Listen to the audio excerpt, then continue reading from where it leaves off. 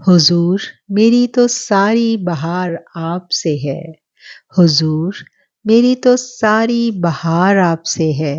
میں بے قرار تھی میرا قرار آپ سے ہے، میری تو ہستی ہی کیا ہے میرے غریب نواز، میری تو ہستی ہی کیا ہے میرے غریب نواز، جو مل رہا ہے مجھے سارا پیار آپ سے ہے، سیاہ کار ہوں آقا بڑی ندامت ہے، سیاہ کار ہوں آقا بڑی ندامت ہے، قسم خدا کی یہ میرا وقار آپ سے ہے، حضور آپ کی یادوں میں اشک رحمت ہے، حضور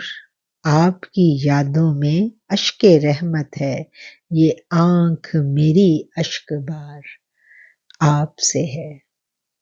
اللہم صلی علی سیدنا و مولانا محمد وعلی آلہ واصحابہ وبارک وسلم۔ آؤ رسول اللہ صلی اللہ علیہ وآلہ وسلم کی باتیں کریں۔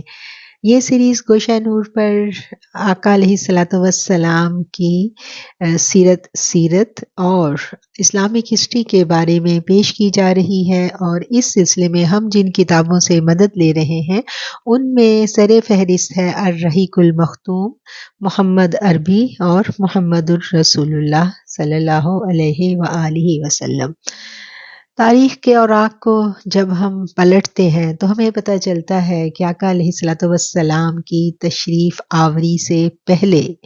نبی کریم صلی اللہ علیہ وآلہ وسلم کے آباء و اجداد دین ابراہیمی پر تھے، اور آپ کے آباء و اجداد میں کوئی بھی شخص بت پرست نہیں تھا۔ اسی وجہ سے آپ کے جو آباء و اجداد ہیں، جو آپ کے فور فادرز ہیں، ان کی شخصیت کا ایک خاص روب و دبدبہ اور ایک وقار اپنے ارد گرد والے لوگوں میں ہوتا تھا۔ اسی ضمن میں ہم ہسٹری پڑھتے ہوئے پہنچے تھے حضرت عبد المطلب تک۔ حضرت عبد المطلب نبی کریم صلی اللہ علیہ وآلہ وسلم کے دادا۔ آپ کو مکہ مکرمہ میں خاص مقام حاصل تھا، جیسا کہ میں نے پہلے بھی عرض کیا کہ آپ کی وہاں پر بڑی تکریم تھی۔ آپ کے پاس کعبہ کی پوری جو متولی تھے، کعبہ کے جو ٹوٹل انتظامات تھے وہ حضرت عبد المطلب کے پاس تھے، اور کعبہ کے متولی ہونے کی وجہ سے آپ کو اپنے پورے علاقے میں ایک خاص مقام حاصل تھا، اور جن لوگوں نے آپ کے ساتھ بغض اور حسد کی وجہ سے کسی نہ کسی طرح دشمنی کرنے کی کوشش کی، انہوں نے منہ کی کھائی۔ اور اسی ضمن میں ہم پہنچے تھے پچھلی اپنی قسط میں، جب حضرت عبد المطلب کو خواب کے ذریعے زمزم کا کنواں جو ہے اس کو دوبارہ کھودنے کا حکم ہوا تھا۔ ہم جانتے ہیں کہ زمزم کا کنواں چھپا دیا گیا تھا، اور 300 برس تک زمزم کا کنواں جو ہے وہ زمین میں چھپا رہا، اور پھر آپ کو خواب کے ذریعے حکم ہوا، آپ نے اس کی کھدائی شروع کی، اور جب بیت اللہ کا صحن کھودا گیا تو وہاں سے بڑے قیمتی نواردات، قیمتی پتھر، 2 سونے کے ہرن برآمد ہوئے، اور اتنا سارا مال و دولت دیکھ کر قریش کے منہ میں پانی آ گیا، اور وہ سارے آپ کے خلاف ہوئے کہ کسی نہ کسی طرح ہم ان کو دبا لیں اور اس مال و دولت پر قبضہ کر لیں۔ اس وقت سے عبد المطلب نے محسوس کیا کہ ان کے پاس مین پاور کی کمی ہے، اور آپ نے دعا کی اللہ کے حضور کہ اے اللہ اگر مجھے تو 10 بیٹے عطا فرما تو میں ایک بیٹا تیری راہ میں قربان کروں گا، اور عبد المطلب کی یہ دعا اللہ تعالیٰ نے قبول کی، اور ان کو 10 بیٹے عطا کیے گئے، اور ان کے جب انہوں نے یہ دعا کی تو تاریخ ہمیں بتاتی ہے کہ اس وقت ان کے پاس ایک بیٹا تھا، اور پھر یہ کل ملا کے 11 بیٹے ہو گئے۔ یہ 11 بیٹے بڑے ہوتے ہیں، اور ان 11 کے 11 بیٹوں میں سب سے حسین، سب سے خوبصورت ایک بچہ ہے جس کو جو دیکھتا ہے وہ دیکھتا ہی رہ جاتا ہے، اور وہ خاص بچہ عبد المطلب کی آنکھوں کا تارا ہے۔ عبد المطلب کو اپنے اندر سے ایک نور نکلتا ہوا محسوس ہوا کرتا تھا، اور وہ محسوس کرتے تھے کہ یہ نور کبھی مشرق کی جانب اور کبھی مغرب کی جانب پھیل جاتا ہے، اور اس بیٹے کی پیدائش کے بعد عبد المطلب کو یہ نور اپنے اس بیٹے میں محسوس ہوتا تھا۔ وہ بیٹا جہاں جاتا اس کے ساتھ ایک نور کا حالہ وہ محسوس کیا کرتے تھے۔ اس بچے کا چمکدار چہرہ، اس کی پیشانی پر ایسا نور تھا کہ جو کوئی اس کو دیکھتا اس کا گرویدہ ہو جاتا۔ حتیٰ کہ حاجی بھی جب حج کرنے آیا کرتے تو وہ شوق کے ساتھ عبداللہ کی زیارت کیا کرتے۔ اس حسین بچے کا نام عبداللہ تھا، جو مستقبل میں نبی کریم صلی اللہ علیہ وآلہ وسلم کے والد ہونے کا شرف پانے والے تھے۔ اور حاجیوں میں یہ بات مشہور ہو گئی کہ عبداللہ کے ہاں ایک ایسا بیٹا ہے کہ جس کا چہرہ دیکھنے سے لوگ اپنا غم بھول جاتے ہیں۔ لوگ آتے، ان کی تکریم کرتے، ان سے دعائیں کرواتے، اور یوں عبداللہ اپنے پورے علاقے میں ایک ہر دل عزیز بچے کی حیثیت سے متعارف ہو گئے۔ مکہ والے، شہر والے بھی آپ کے ساتھ بڑا پیار کیا کرتے تھے، اور حاجی بھی آپ کی زیارت کرتے اور آپ کی بڑی تکریم کرتے تھے۔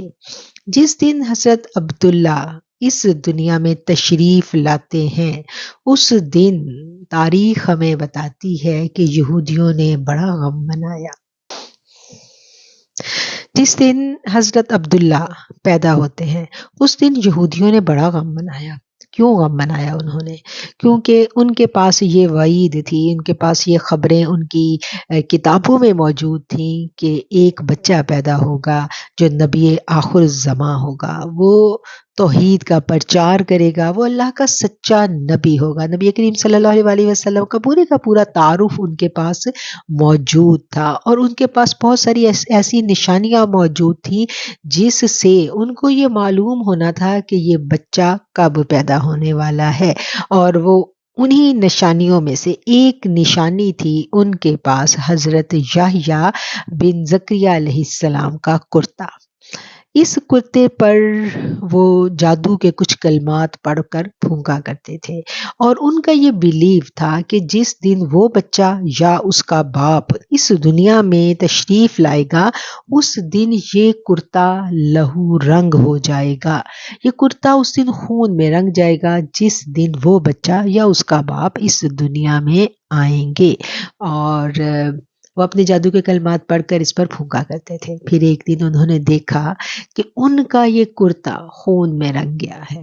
وہ پریشان ہو گئے، انہوں نے اپنے اجلاس بلائے اور اپنے ہرکارے جو ہے وہ ارد گرد روانہ کیے کہ پتہ کرو آج کی شب کون پیدا ہوا ہے۔ اور ان کو پھر معلوم ہوا کہ عبد المطلب کے ہاں ایک بیٹا پیدا ہوا ہے۔ کعبہ کے متولی کے گھر اس خاص بچے کی پیدائش ان کے لیے بڑی تکلیف دہ تھی۔ انہوں نے بڑا غم منایا، اور پھر وہ سر جوڑ کر بیٹھے کہ اس بچے کو کسی نہ کسی طرح ختم کر دیا جائے۔ اس کے لیے وہ پلاننگ کرتے تھے، لیکن سب سے بڑی پلاننگ تو میرا رب کرنے والا ہے۔ اللہ خیر الماکرین۔ ایک جانب ان کی ساری تدبیریں تھیں، اور دوسری جانب میرے رب کی تدابیر تھی۔ میرے رب نے ان کی حفاظت کا خود انتظام کیا ہوا تھا۔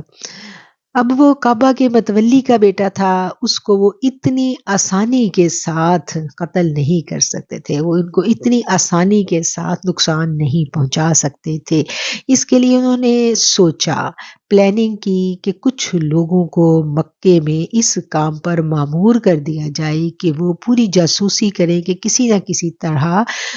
اس بچے کی نقل و حرکت پر نظر رکھی جائے، اور پھر جب یہ بڑا ہوگا کوئی نہ کوئی وہ رستہ نکالیں گے اور اس بچے کو وہ قتل کر دیں گے۔ ایسا ہی کیا گیا۔ اب مکہ میں ایک پورے کا پورا ایک وفد تیار کیا گیا، ایک گروہ تیار کیا گیا جن کا کام ہر وقت عبداللہ کی نگرانی کرنا تھا۔ عبداللہ جو ہے وہ بڑے ہو رہے ہیں، اور ان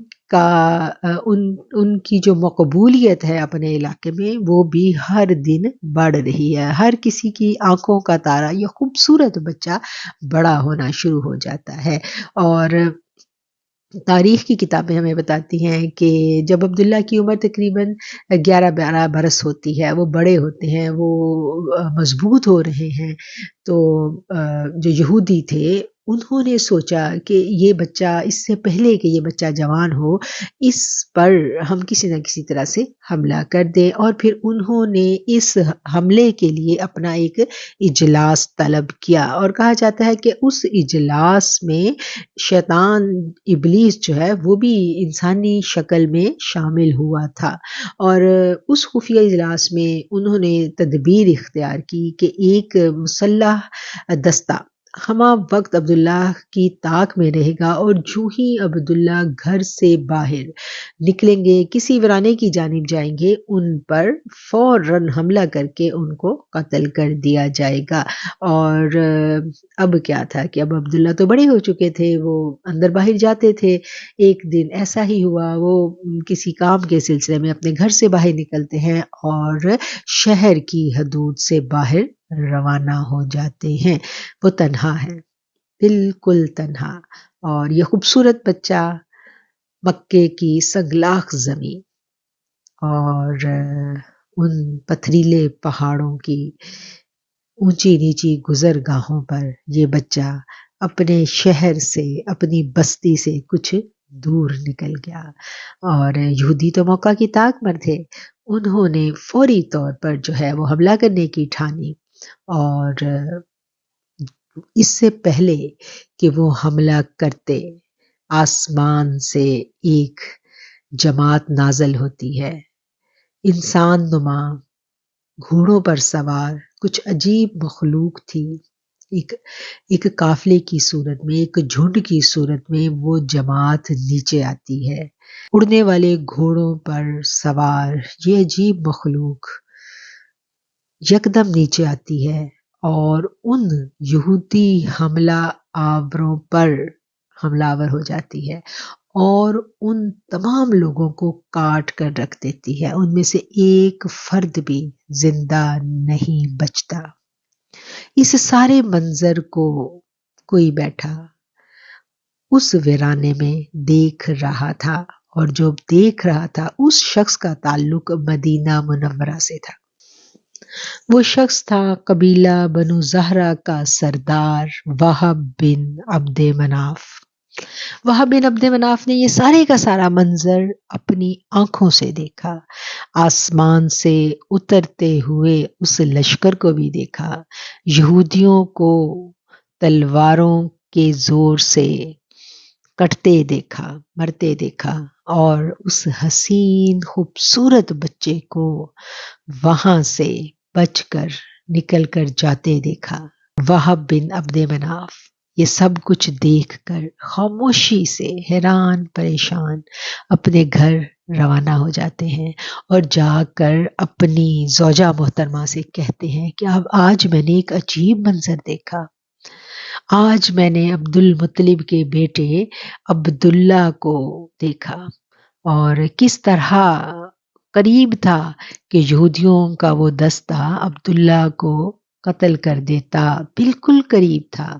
کہ اچانک آسمانوں سے ایک فوج نمودار ہوتی ہے، اور اڑنے والے گھوڑوں پر سوار وہ عجیب الخلقت مخلوق تھی، جنہوں نے فوری طور پر یکدم نیچے آ کر عبداللہ کی حفاظت کی اور ان تمام یہودیوں کو کاٹ دیا۔ ان کی بیوی بڑی حیران ہوتی ہے، اور وہ کہتے ہیں کہ یہ سارا منظر میں اپنی آنکھوں سے دیکھ کر آیا ہوں، اور وہ بچہ کوئی عام بچہ نہیں ہے، وہ اللہ کا کوئی برگزیدہ بندہ ہے۔ اور یوں وہ دونوں میاں بیوی آپس میں پلاننگ کرتے ہیں کہ اس بچے کو ہم اپنا داماد بنا لیں گے۔ ان کے ہاں ایک بڑی خوبصورت، بڑی حسین ان کی بیٹی تھی، جس کا نام تھا آمنہ۔ بنو زہرہ قبیلہ کے سردار کی اس بیٹی کے حسن، اس کی دانش مندی اور اس کی پاک دامنی کے بڑے چرچے تھے۔ یہ بیٹی بچپن ہی سے اللہ والی تھی، ہر وقت عبادت میں مشغول رہتی، تنہائی میں اللہ کی عبادت کرنا اور خاموشی کے ساتھ اپنا وقت گزارنا اس بچی کا شیوا تھا۔ اس میں عام بچیوں والی کوئی عادت نہیں تھی، انتہائی پاک دامن، انتہائی شریف النفس اور انتہائی حسین آمنہ۔ دونوں میاں بیوی نے سوچا کہ ہم اپنی اس پیاری بیٹی کی شادی اسی بچے کے ساتھ کریں گے جس کی حفاظت کے لیے اللہ نے آسمانوں سے فرشتوں کو نازل کیا ہے۔ وہ یقیناً اللہ کا کوئی بڑا برگزیدہ بندہ ہے اور ہماری بیٹی بھی بہت عبادت گزار ہے۔ یہ پلاننگ ہو گئی، یہ طے پا گیا، اور پھر وقت آنے پر اور پھر ہم دیکھتے ہیں کہ وقت آنے پر وہاب بن مناف نے اپنی بیوی کو بھیجا عبد المطلب کے پاس نکاح کا پیغام دے کر، اور پھر دونوں کے درمیان شادی جو ہے وہ طے پا جاتی ہے۔ اور جب یہ شادی طے پاتی ہے تو جو عبد المطلب ہیں وہ بھی اپنی شادی کا پیغام جو ہے اسی خاندان میں بھیجتے ہیں، اور کہا جاتا ہے کہ وہاب بن عبد مناف جو ہیں ان کے بھائی کی جو بیٹی تھی حالہ، اس کے ساتھ عبد المطلب نے خود اپنی شادی کا پیغام جو ہے وہ بھیجا، اور پھر وقت آنے پر جب شادیاں یہ دونوں ہوتی ہیں تو عبد المطلب نے آمنہ کی چچا زاد بہن کے ساتھ شادی کی، جن کے بطن سے حضور صلی اللہ علیہ وسلم کی پھوپھی حضرت صفیہ پیدا ہوتی ہیں اور چچا حمزہ، وہی چچا جو آقا علیہ الصلوۃ والسلام کے دودھ شریک بھائی بھی ہیں اور جان نثار ساتھی۔ دونوں میں بڑی محبت تھی، بڑی الفت تھی، اور ان دونوں کا تعلق جو ہے وہ بنو زہرہ کے سردار وہب بن عبد مناف کے خاندان سے تھا۔ اب ہم آتے ہیں واپس مکہ میں۔ مکہ میں عبداللہ بڑے ہو گئے ہیں اور ان کے حسن کے، ان کی خوبصورتی کے، ان کی شرافت اور پاک دامنی کے بڑے چرچے ہیں، سب لوگ انہیں بڑا پسند کرتے ہیں۔ ایسے میں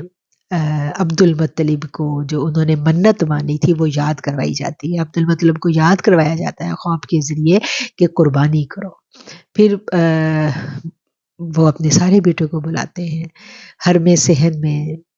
عبد المطلب کھڑے ہیں اور ان کے سامنے ان کے جوان سال بیٹے جو ہیں وہ سارے حاضر ہیں۔ وہ اپنے بیٹوں کو مخاطب کر کے کہتے ہیں کہ میں نے اللہ سے یہ منت مانی تھی کہ میں ایک بیٹا اللہ کی راہ میں قربان کروں گا۔ سارے بیٹے سر تسلیم خم کر دیتے ہیں، تابعدار بچے ہیں، سب کہتے ہیں کہ ہم حاضر ہیں، آپ جس کو چاہیں قربان کر دیں۔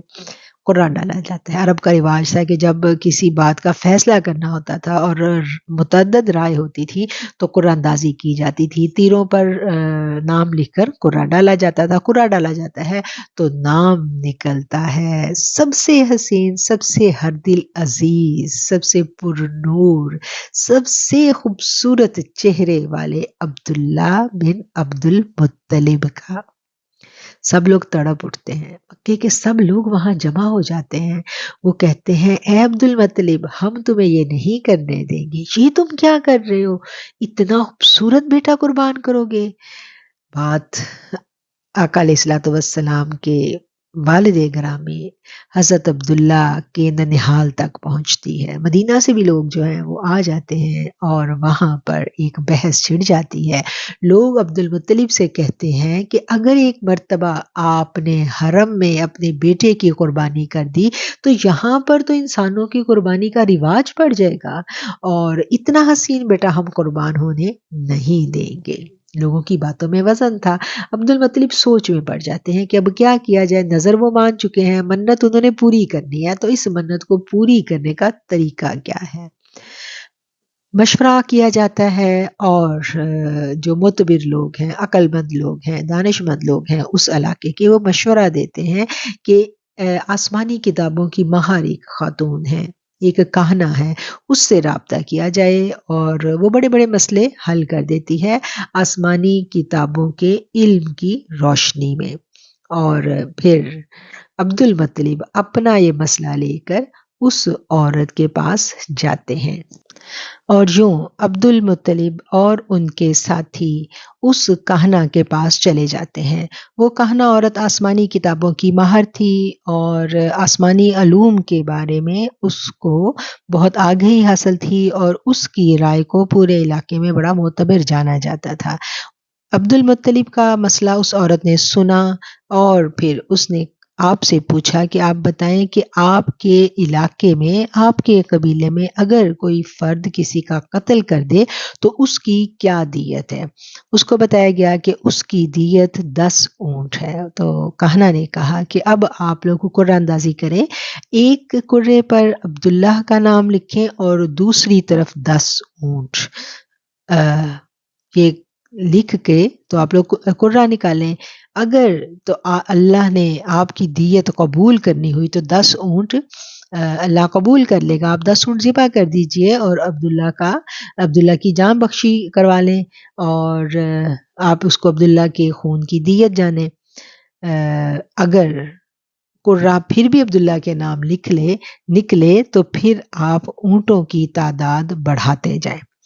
عبد المطلب نے ایسا ہی کیا۔ واپس آتے ہیں، تمام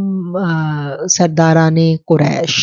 اہل مکہ، عوام الناس، ساری کی ساری صحن حرم میں اکٹھی ہے، کیونکہ آج قرعہ پڑھنا ہے عبداللہ کا۔ آج فیصلہ ہونا ہے کہ عبداللہ کی جگہ اللہ تعالیٰ اونٹوں کی قربانی قبول کرتے ہیں یا نہیں کرتے۔ سب کے دل دھڑک رہے ہیں، سب دعائیں مانگ رہے ہیں کہ اے اللہ عبداللہ کی جاں بخشی کر دے اور دیت کو قبول کر لے۔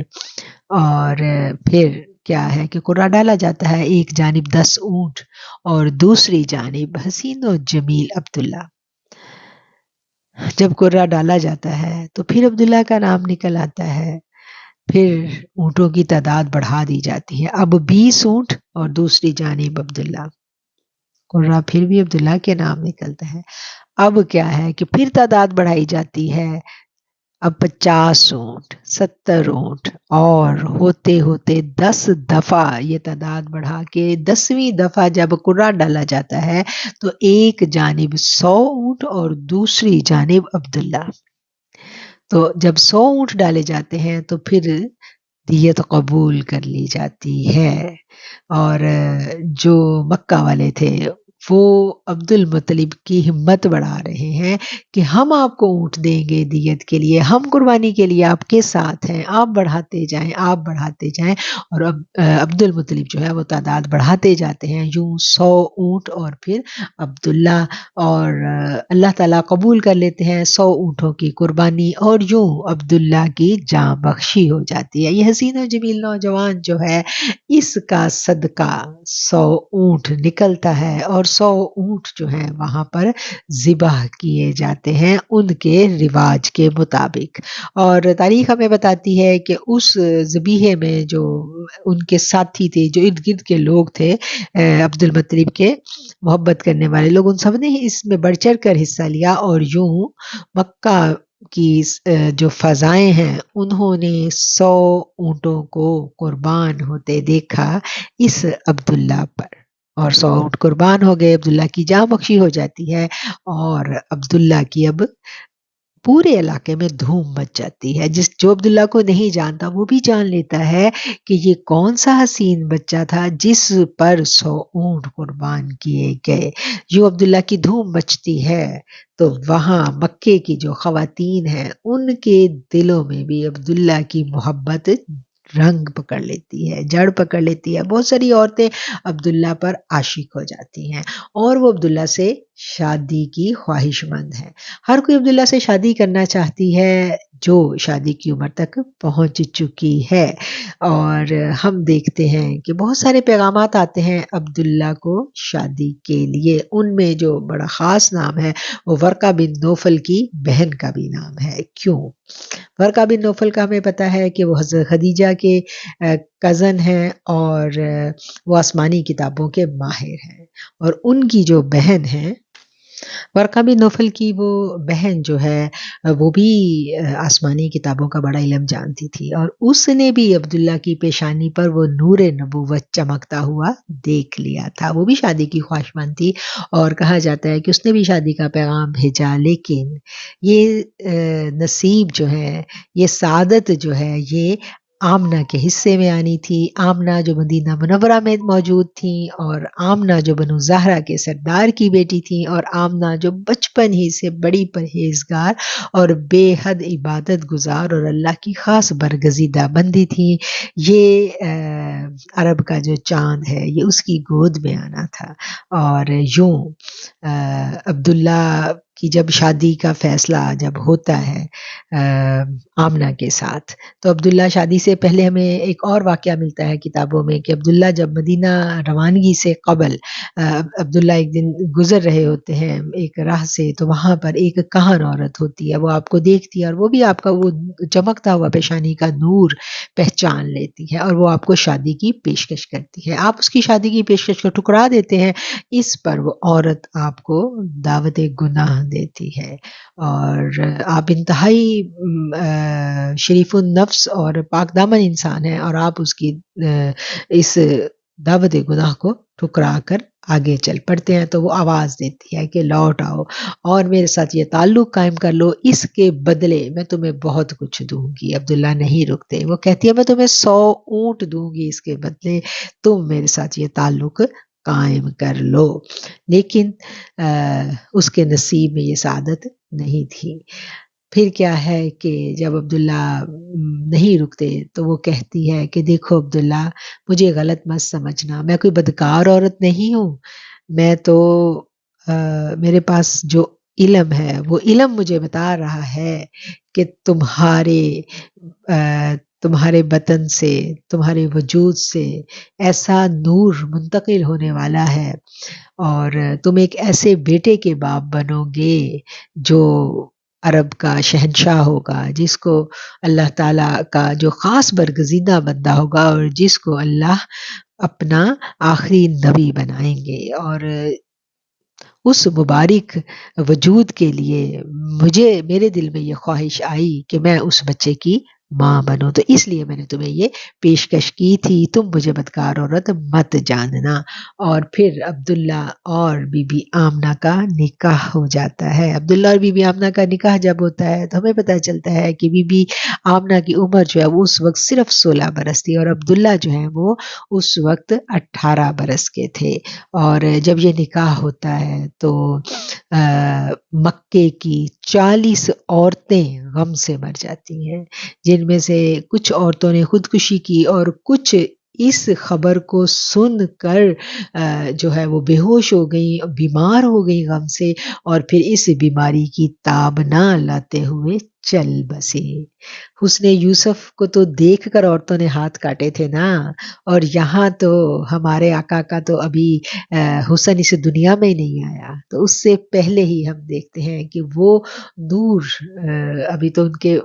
باپ کے پاس ہے، تو اس نور پر ہی کتنی عورتیں فدا ہو گئی. یہ ساری کی ساری کتابیں جو ہیں یہ تاریخ کی کتابوں میں موجود ہیں. اور جس دن عبداللہ اور آمنہ کی شادی ہوتی ہے اس دن ابلیس دامن کوہ میں جا کر چیخ چیخ کر رویا. بڑا غم بنایا ابلیس نے. وہ اتنی زور زور سے چیخا کہ پوری دنیا سے اس کے جو چیلے تھے، جو اس کے پیروکار تھے، جو اس کے دیوی دیوتا تھے، وہ سارے کے سارے اس کے پاس وہاں اکٹھے ہو گئے. انہوں نے آ کے پوچھا کہ ہمارے سردار تم اتنا کیوں غم منا رہے ہو، تم کیوں رو رہے ہو اتنا؟ جس پر ابلیس نے جواب دیا کہ اب وہ اس دنیا میں تشریف لانے والے ہیں جن کی امت کو، جن کے پیروکاروں پر میرا زور نہیں چلے گا، جن کو میں گمراہ نہیں کر پاؤں گا، جو اس کے ماننے والے سچے سچے ہوں گے، ان پر میرا جادو، میرا بس نہیں چلے گا. اس پر کہا جاتا ہے کہ اس کی ساری جو ذریت تھی، اس کی جو ساری دیوی دیوتا اور اس کے جو چیلے تھے، انہوں نے ابلیس سے وعدہ کیا. کیا وعدہ کیا؟ کہ ہم اس نبی کی امت کو ہر ممکن طریقے سے گمراہ کرنے کی کوشش کریں گے، ہم ان میں ہم ان کو اگر اس کی پیروی سے نہیں روک سکیں گے تو ہم ان میں باہمی عداوت ڈال دیں گے، ہم ان میں باہمی بغض و حسد ڈال دیں گے، ہم ان کو آپس میں تفرقہ بازی میں مبتلا کر دیں گے، ہم ان میں کبر ڈال دیں گے، گویا کہ ہم ہر ممکن طریقے سے ان کو گمراہ کرنے کی خاص کوشش کریں گے۔ اور آپ دیکھ لیں کہ وہ اپنے وعدے پر کتنے پکے ہیں کہ وہ آج دن تک جتنا اس امت محمدیہ کے پیچھے زور لگاتے ہیں اتنا شاید وہ اور کسی کے پیچھے زور نہیں لگاتے۔ جہاں انہیں ایمان کی روشنی نظر آتی ہے وہاں تو شیطان جو ہے نا پھر بری طرح حملہ آور ہوتا ہے، بہت حملے کرتا ہے، اور پھر اللہ ہی کی ذات ہے اور تعلق رسول صلی اللہ علیہ وسلم ہی ہے کہ جو ہمیں بچاتا چلا جاتا ہے۔ اور اب ہم دیکھتے ہیں کہ یہ شادی ہو جاتی ہے اور یہ نور جو ہے عبداللہ سے منتقل ہو جاتا ہے بی بی آمنہ کے بطن میں، حمل ٹھہر چکا ہے۔ اور اس کے بعد کیا ہے کہ قبیلہ قریش جو ہے اس پر اللہ کی رحمتوں کا نزول شروع ہو جاتا ہے، ان کی غلے میں برکت آ جاتی ہے، وہاں کی جو قحط سالی ہے وہ ختم ہونے لگتی ہے۔ اور ایسے میں آپ کی پیدائش میں ابھی 50 55 یا 40 روز ابھی باقی ہیں، تو ایک اور بڑا واقعہ ہوتا ہے عرب میں، اس واقعے کو ہم سب نے کتابوں میں پڑھا ہے، اور وہ واقعہ ہے ابرہہ والا واقعہ۔ ابرہہ کون تھا؟ ابرہہ حبشہ کے سردار کی فوج کا ایک سپہ سالار تھا، بڑا بدبخت اور بے حد سازشی آدمی تھا۔ اس نے کیا کیا کہ ارد گرد کے سرداروں سے ساز باز کر کے اپنے ہی بادشاہ کے خلاف بغاوت کر دی، اور پھر وہ بادشاہ سے اس کی بادشاہی چھیننے میں کامیاب ہو جاتا ہے اور خود حبشہ کا بادشاہ بن بیٹھتا ہے۔ اب وہ بڑا زوراور اور بڑا طاقتور بندہ تھا اور بے حد کمینہ انسان تھا۔ اس کو پتہ چلتا ہے کہ عرب میں ایک بیت اللہ ہے جہاں پر لوگ جاتے ہیں، اور وہاں پر جو سردار ہیں ان کی بڑی تکریم کی جاتی ہے، اور وہاں پر لوگ بڑا مال خرچ کرتے ہیں اور حج کیا جاتا ہے، اور اس گھر کی وجہ سے اس علاقے کے لوگوں کی باقی پورے عرب میں بڑی دھاک ہے۔ تو اس نے سوچا کہ میں تو بادشاہ ہوں اور میں بڑا زوراور بادشاہ ہوں اور میرے پاس بہت بڑا لشکر ہے، تو اب میں کیا کرتا ہوں کہ میں بھی ایک بیت اللہ بناتا ہوں، میں بھی ایک اپنا گھر بناتا ہوں، ایک اپنا کعبہ بناتا ہوں، جس پر میں پورے عرب میں اعلان کرواؤں گا کہ آؤ میرے گھر کا طواف کرو، اور یوں میری بھی بڑی پورے علاقے میں عزت و تکریم ہو جائے گی۔ وہ شب و روز اپنے جو معمار ہیں، ہنرمند ہیں، ان کو لگا دیتا ہے اور ایک اپنا کعبہ جو ہے وہ تعمیر کرنے میں کامیاب ہو جاتا ہے۔ جب اس کا کعبہ تعمیر ہوتا ہے وہ اعلان کرتا ہے کہ اب اس کا طواف کیا جائے اور یہ میرا کعبہ ہے، اور اس کا یہ اعلان سن کر جو بنو کنانہ کا ایک شخص ہے اس کو بڑا غصہ آتا ہے، وہ جاتا ہے اور جا کے رات کو کعبے میں جو اس نے کعبہ بنایا تھا اس پر گندگی کر کے آ جاتا ہے۔ اب کیا ہوتا ہے کہ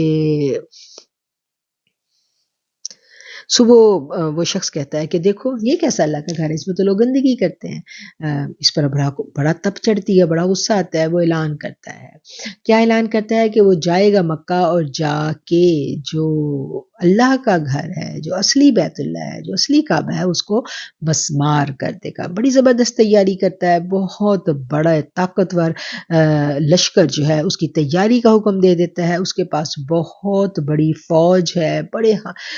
اس کے پاس جنگ میں سدھائے ہوئے ہاتھی ہیں۔ اب وہ کیا کرتا ہے، وہ اعلان کر دیتا ہے، کس چیز کا اعلان کرتا ہے کہ ایک بڑا لشکر تیار کیا جائے، 60,000 کی فوج تیار کی جاتی ہے جس میں بہت سارے ہاتھی شامل ہیں، گھڑ سوار شامل ہیں، اور بڑے خونخوار بڑے جانباز قسم کے اس کے فوجی شامل ہیں۔ وہ سارے کے سارے چل پڑتے ہیں کعبہ کو ڈھانے کے لیے، لیکن کیا ہے کہ کعبہ کی حفاظت کی ذمہ داری تو اللہ نے خود اپنے ذمہ لی ہے۔ اور وہ جب پہنچتے ہیں کعبہ کے نزدیک، مزدلفہ سے ایک قریب وادی محصر جو ہے وہ وہاں پر اس کا لشکر پہنچتا ہے، اور پھر ہم سب جانتے ہیں قرآن کریم میں بھی اس واقعے کا ذکر ہے کہ کیسے اللہ تعالیٰ جو ہے اس کی حفاظت کرتا ہے کعبے کی، اور اللہ تعالیٰ ابابیلوں کو بھیجتا ہے۔ ہر ابابیل کی چونچ میں ایک پتھر ہوتا ہے، اور اس پتھر پتھر پر مرنے والے کا نام لکھا ہوا ہوتا ہے. وہ ابابیلیں چن چن کر وہ پتھر جو ہے وہ برساتی ہیں اپنے نشانوں پر، اور پھر اس کا پورا لشکر جو ہے وہ مسمار ہو جاتا ہے. وہ پورے کا پورا جو اس کا لشکر جو ہے وہ تباہ و برباد ہو جاتا ہے، سب مر جاتے ہیں. جس کے اوپر وہ کنکری گرتی ہے وہ شخص بالکل کہتے ہیں کہ اس کی کھال اکھڑ جاتی ہے، اور وہ وہاں پر اسی لمحے اس کی موت واقع ہو جاتی ہے. سارے جو اس کے ہاتھی ہیں وہ تباہ و برباد، سب لشکر تباہ و برباد، ساری فوج ختم. یہ ایک بہت بڑا واقعہ تھا، اور اس واقعے کی دھاک جو ہے یہ پورے علاقے میں پھیلتی ہے جب، تو لوگوں کے دلوں میں بیت اللہ کی حرمت اور بیت اللہ کا جو دبدبہ ہے وہ لوگوں کے دلوں میں اور راسخ ہو جاتا ہے. لوگ اور ڈرنے لگتے ہیں، لوگوں کے دلوں میں بیت اللہ کے متولی کی قدر و قیمت اور بڑھ جاتی ہے، اور اس واقعے کی بڑی دھوم مچتی ہے، جس کے نتیجے میں مکہ والوں کی دھاک خوب بیٹھتی ہے پورے علاقے میں کہ یہ بہت اللہ کے خاص لوگ ہیں، اور یہ سچے لوگ ہیں، اور یہ خاص اللہ کا گھر ہے جس کی اللہ تعالیٰ نے کیسے حفاظت کی. اور پھر کیا ہے کہ آقا علیہ الصلوۃ والسلام ابھی اس دنیا میں تشریف نہیں لائے. ابھی نبی کریم صلی اللہ علیہ وآلہ وسلم اس دنیا میں تشریف نہیں لائے. ابھی صرف حضرت بی بی آمنہ کو حمل ٹھہرا ہے، اور آپ کی اس دنیا میں تشریف آوری سے قبل ہی آپ کے والد محترم حضرت عبداللہ کی واپسی کا بلاوا آ جاتا ہے، اور آپ کی وفات ہو جاتی ہے. مدینہ منورہ میں ہی آپ کی وفات ہوتی ہے، اور وہیں پر آپ کو دفن کر دیا جاتا ہے. اور آپ کا مدفن جو ہے وہ مسجد نبوی کے صحن میں، جو اب آج کل صحن ہے مسجد نبوی کا، باب السلام کے قریب تھا. اور تاریخ کی کتابیں ہمیں بتاتی ہیں کہ حضرت عبداللہ کی قبر کے بارے میں اہل مدینہ جانتے تھے، اور وہ قبر مسجد نبوی میں باب السلام کے قریب موجود تھی. 1400 برس گزر جاتے ہیں. اور یہ بات یہاں پر میں ضمناً عرض کرتی چلوں، یہ وہ واقعہ میں آپ کو بتانا چاہ رہی ہوں جو سینہ بسینہ ان لوگوں سے ہم تک پہنچا ہے جنہوں نے اپنی آنکھوں سے یہ منظر دیکھا. ابھی کچھ دیر پہلے ہم ہسٹری کے، تاریخ کے اوراق جب پڑھ رہے تھے تو ہم 1400 سال پیچھے تھے. 1400 سال پیچھے ہم دیکھتے ہیں کہ مدینہ منورہ ہے، اور مدینہ منورہ میں حضرت عبداللہ کی طبیعت ناساز ہے، اور حضرت عبداللہ کا انتقال ہو جاتا ہے، اور آپ کو وہیں مدینہ میں دفن کر دیا جاتا ہے. اور اب ہم 1400 سال بعد آ گئے، اب ہم 80s کی دہائی میں آ گئے، آج سے تقریباً 40 برس قبل مسجد نبوی کی توسیع کا فیصلہ کیا جاتا ہے. اور وہاں پر جو لوگ ہیں وہ سب جانتے ہیں کہ جس جگہ اب کھدائی کی جانی ہے، اس جگہ تو آقا علیہ الصلوۃ والسلام کے والد محترم حضرت عبداللہ کا مدفن ہے. تو فیصلہ یہ ہوتا ہے کہ آپ کی قبر جو ہے اس کو شفٹ کر دیا جائے، آپ کا جسد مبارک جو ہے اس کو جنت البقیع میں منتقل کر دیا جائے. اس سلسلے میں ایک اجلاس طلب کیا جاتا ہے، اور اس اجلاس میں یہ فیصلہ کیا جاتا ہے کہ اس جسد مبارک کو یہاں سے نکال کر جنت البقیع میں جب دفن کرنا ہے تو اس کی ذمہ داری، اس جگہ پہ کدال کون اٹھائے گا، اس کی ذمہ داری کون اٹھائے گا. تو وہ جو اجلاس ہوا تھا، وہ جو ایک میٹنگ ہوئی تھی، اس میں الحمدللہ ہمارے پاکستان کے علماء کرام بھی شامل تھے. اور آپ تھوڑی سی ریسرچ کریں گے تو آپ کو بہت سارا اس سلسلے میں مواد مل جائے گا، اور تھوڑی سی آپ کو اور طلب ہوگی تو آپ کو مدینہ شریف میں رہنے والے وہ پرانے لوگ بھی کوئی نہ کوئی مل جائیں گے جنہوں نے یہ سارے کا سارا واقعہ اپنی آنکھوں سے دیکھا ہے. ابھی بھی الحمدللہ کچھ لوگ موجود ہیں جو اس واقعے کے چشمدید گواہ ہیں. آپ تھوڑا سا ڈھونڈیں گے تو آپ کو ایسے لوگ مل جائیں گے۔ اور کچھ لوگ جو ہیں وہ کافی ساری پاکستانی الحمدللہ علماء کرام بھی موجود تھے، کچھ ورکرز بھی وہاں پر موجود تھے جن کے ذریعے یہ واقعہ جو ہے یہ ہم تک پہنچتا ہے۔ فیصلہ یہ کیا جاتا ہے کہ یہ ایک بہت بڑا کام تھا، اس کام کے لیے کس کا انتخاب کیا جائے، یہ کوئی عام بندہ کام نہیں کر سکتا تھا، تو نظر انتخاب جو ہے ان لوگوں پر پڑتی ہے جن کے ذمے روضہ مبارک کی ذمہ داری تھی۔ ان میں حضرت بلال حبشی کے خاندان کے، یعنی کہ حبشہ کے جو لوگ ہیں، جو مدینہ منورہ کے جو آپ کا جو حجرہ مبارک ہے، جن کے پاس اس کی چابیاں ہیں اور جو وہاں پر خدمات اپنی سر انجام دیتے ہیں، ان کے نام قرہ نکلتا ہے اور پھر ان کو بلایا جاتا ہے، اور پھر یوں پھر مدینہ منورہ کی فضاؤں نے دیکھا، وہاں پر موجود جتنے لوگ تھے ان سب نے دیکھا، ان میں ہمارے پاکستانی بھائی بھی موجود تھے، انہوں نے بھی اپنی آنکھوں سے وہ منظر دیکھا کہ 1400 برس قبل جو یہاں پر دفن کیے گئے تھے حضرت عبد المطلب کے بیٹے حضرت عبداللہ رضی اللہ تعالی عنہ، ان کی قبر کشائی کی گئی، اور جب قبر کشائی کی گئی تو اندر سے وہ خوبصورت نوجوان جو ہے وہ تر و تازہ حالت میں ان کا جسد مبارک جو ہے وہ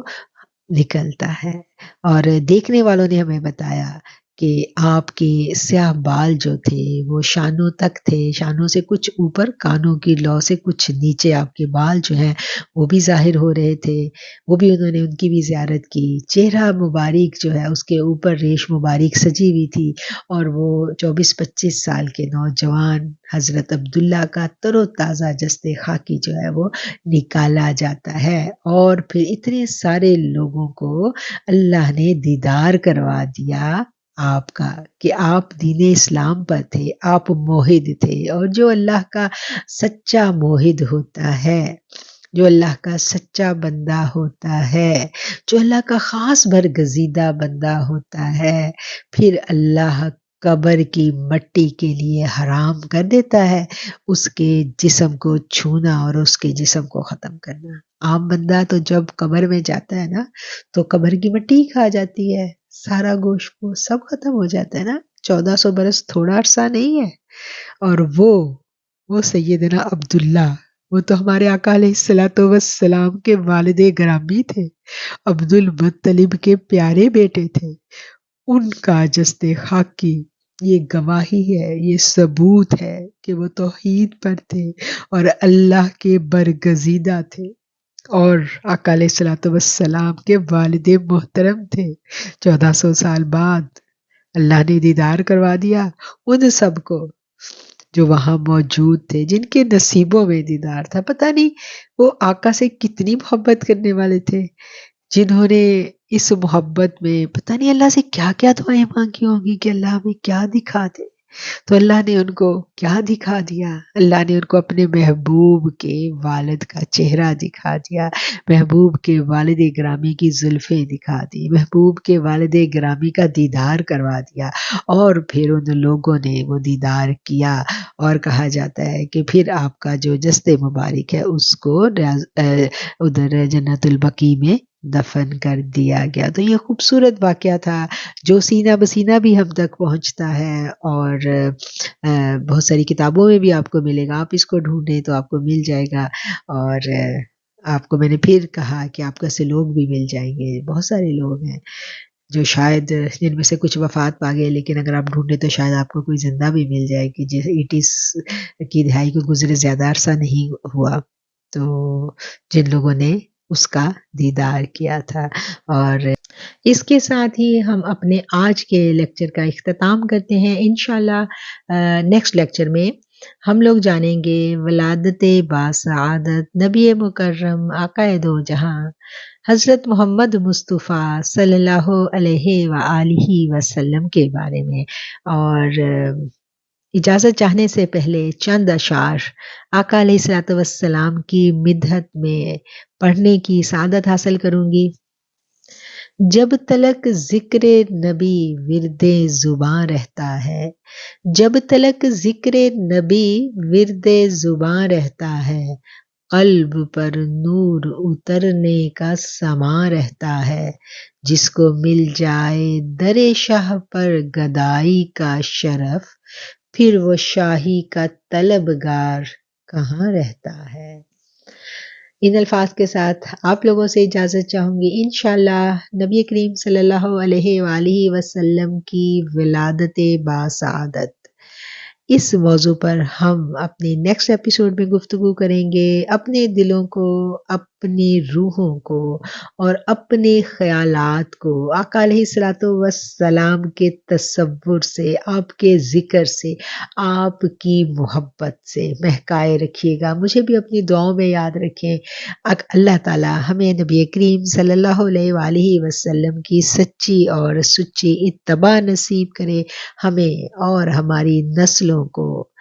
آپ کے در کی گدائی نصیب ہو جائے۔ آمین ثم آمین۔ آخر الدعوانا ان الحمد للہ رب العالمین۔